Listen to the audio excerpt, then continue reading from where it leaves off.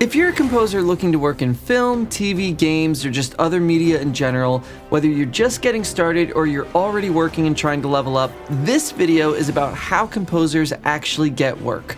We're going to talk about where gigs come from, how pitching actually works in practice, where pitches fit in alongside building relationships and creating repeat collaborators. So by the end of this video, I'm hoping that you'll have a clear and realistic understanding of how opportunities build over time and have insights into how you can approach your career strategically with more confidence and clarity. For anyone that's new here, I'm a professional music composer and producer for film, TV, and games, and I've had the opportunity to write music on a number of franchises and major studio projects. To learn more, just check out modernmediacomposer.com, where you can sign up and get our free virtual instrument tension pads. You can also get free video tutorials, and we have a pro mastery program designed to help composers who are looking to write and produce music for media on professional projects. Now we have a lot to cover about how composers can find work. It's a question that I'm asked about most often, so let's dive in. I'm going to break down for you the different ways that composers find work using examples from my own personal journey, in addition to things that haven't worked out for me, but they have worked for other people that I know. So the last example in this video is one that I personally feel the most passionate about, and I believe that it's going to become the most important in today's day and age. So I hope that you'll stick around for that. Before we get into that though, let's start by looking back at some of my own credits, and I'm not going over these to say, hey, look what I did. It's obviously not about that at all. I'm just trying to give you a real world example to be helpful because these come from all over the place. Some projects come from assisting other composers. Some come from co-writing or collaborating with peers. Others come from recommendation, and then some I've gotten a few projects simply from cold outreach. And what all of these different pipelines, including assisting, co-writing, recommendations, cold outreach, what they all have in common is trust. If someone ends up becoming a repeat collaborator, it's because they worked with you before and they trust you. If someone refers you to another composer to work with them, for example, which happened to me several times in my career, it's because the initial composer I worked with trusted me. Even with cold outreach, if someone sees your credits and they're familiar with what you've worked on before, they're more likely to respond because the project they're familiar with, it sort of like kickstarts the trust process. And at the end of the day, getting your first handful of projects is really, really difficult because no one trusts you yet. That's why your first opportunities will usually come from working with people who are at a similar level because there's less on the line. And you can learn and grow together. The more projects that you work on, the more things that start to happen naturally because more of your work is able to be discovered in the world.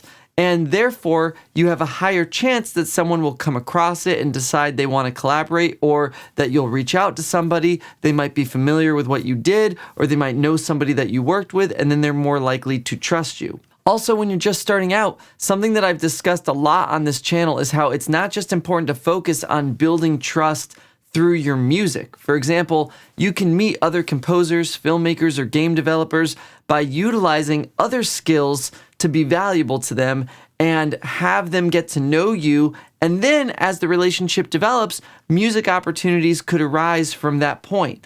This is how I personally met a lot of people that I worked for earlier on, and I discuss it in another video that I'm going to link in the description. So for some of my colleagues, I know that their earliest work came from student projects. They scored thesis films, short films, or small passion projects, and then years later, those same people kept moving on to work on bigger things, and then they brought their composer back to work with them when it was possible. In my personal circumstances, I ended up going a different direction, and I've talked about it, as I said, on this channel a couple times, but I met one person when I was 16 years old, and I kept in touch with them for many, many years, and then in my 20s, I eventually assisted them, and then they recommended me to someone else, and that snowball of recommending me to lots of composers to work with just kept happening. So through that, I was able to build up my work as a composer. Another way that you can get your foot in the door sometimes is that you're part of a project at a very early stage. So maybe you're part of helping a team by creating music for trailers or teasers, or you help them create pitch materials so that they can raise money. A great example of this is the game that I scored recently, which before we officially started working together with a contract, I helped the team produce music and sound effects for a number of materials that they used to solidify the project. And then when things eventually moved forward, I then came on board as the official composer. Then after that, I came on as an audio director for the 2.0 release of the game. All of these are examples of ways myself and composers I know at every single level have gotten some form of work. However, what most people think is that you just get an agent and then they bring you work and you don't have to worry about all of this networking and relationship building and all that stuff. So I'm going to talk about that and try to demystify some things about agents, pitching for projects, and how all of that actually works. So let's start here. Do agents just bring you paying work so that you don't have to worry about that side of things and you can worry about just creating the music for that work? No, it does not work like that. In my experience, what agents will do is they bring you potential opportunities for work.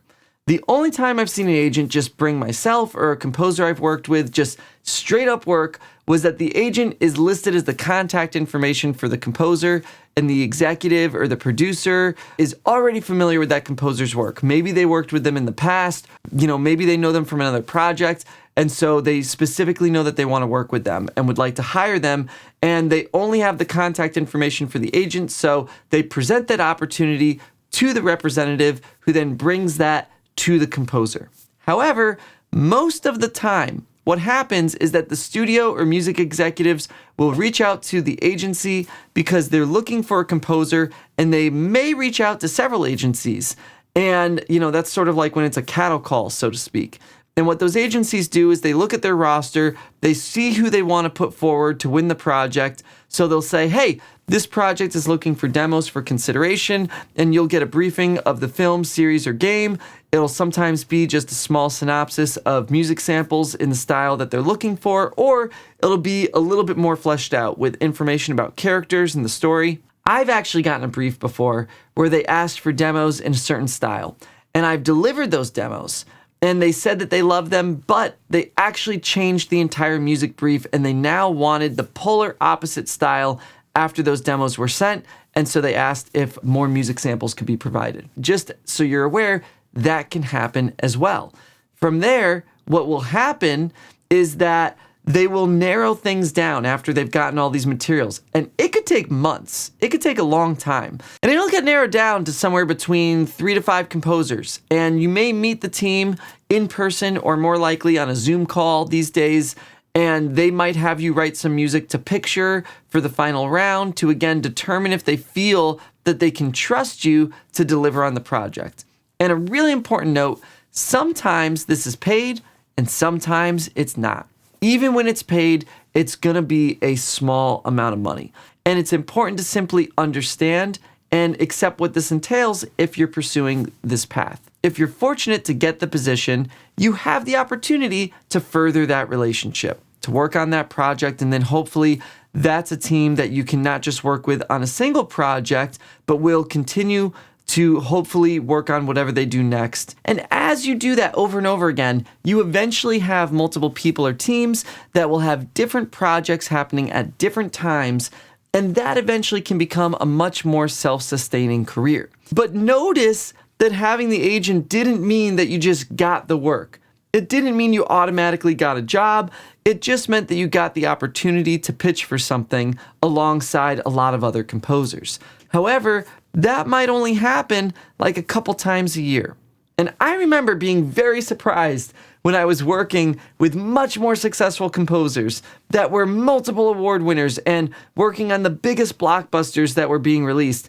And they were literally going through the same process that I was. I had thought in my mind that once you reach a certain level of success, your agent will bring you opportunities that you decide whether or not you want to take them. But that's really not how it works unless you're maybe in the 0.1%. Those composers that I was working with who are very successful, they were getting presented with opportunities. Many times we'd pitch for them together under their name, but they wouldn't get the job still. It didn't matter how big their name was. It didn't matter how many awards they had. The same way that anybody else younger in their career wouldn't get a job, these people wouldn't as well. And then sometimes they would in the same way. So I'm not saying this to be discouraging at all. I'm saying it actually to be encouraging, because the fact is, rejection is just a huge part of the process. You have to be comfortable with the fact that you're going to put in a lot of effort and a lot of work for something where you really might not see immediate gratification most of the time. And this is not just composing, to be honest. It's a lot of creative industries. I know marketing companies, for example, that will have to go through a similar process to pitch for landing a marketing campaign for a major company. They'll submit their ideas. A lot of work goes into creating those submissions, but someone else might get the gig. So I'm not saying that this is a good process, but it is part of the process in creative industries. The last way I'm going to point out that people in this field can find work, which in my opinion is the most important way in 2026, is by putting yourself out there in a creative, interesting, and relevant way on social media that will inspire people to pay attention to you. This channel is not an example of that. This is meant to educate and share knowledge with other composers. But what I'm referring to is an artistic way to engage and grab people's attention that involves not just your music, but your talent and yourself as a creative person. I think one of the best examples of this has been Olafur Arnalds. He has great music, does live performance kind of pieces, and also does music videos, and bands and music artists are another example. I've actually heard of composers complain about bands or music artists getting jobs to compose for films or series, and how those jobs apparently should go to people who have been only focused on the craft of composing for media. I don't actually agree with that personally, but more importantly, why do these musicians get those jobs? It's because the director or producer was a fan of that music artist or collective, and they discovered them, not the other way around. It wasn't a musician who was cold emailing everybody they could find to please listen to their music and consider them for a project. A great example of this is Sun Lux and their Academy Award nominated score for Everything Everywhere All at Once. They also scored Thunderbolts and Marathon. I'm not sure if anyone here is familiar with them, but there's a music act called Sleep Token who are incredibly inventive and diverse. And I would honestly be shocked if at some point they didn't at least get an opportunity to score on a major film or series, simply because they are very diverse musically and they're putting themselves out there in such a creative, interesting way that a lot of people are paying attention. And I'm not saying that you have to be a songwriter. All I'm suggesting is that you think of yourself as more than just someone who writes music and is looking for work, because there are now countless tools and platforms available for creative people to express themselves and to share their work. And again, if that's done in a way that is interesting and provocative enough, you can actually inspire people to pay attention to you rather than just going after them for work like everybody else is doing. But you have to be willing to look at your music as an ingredient rather than the entire meal that you bring to the table. So that's like a different way of thinking, where instead of trying to sell someone your music, you're selling you, the creative behind it. And in my opinion, that is becoming just increasingly important as we head into this whole new world together. But I'd love to know your thoughts. Leave a comment below. If you're not subscribed to the channel and you've made it this far, please consider just hitting the subscribe and like button. And as always, I hope that this was helpful.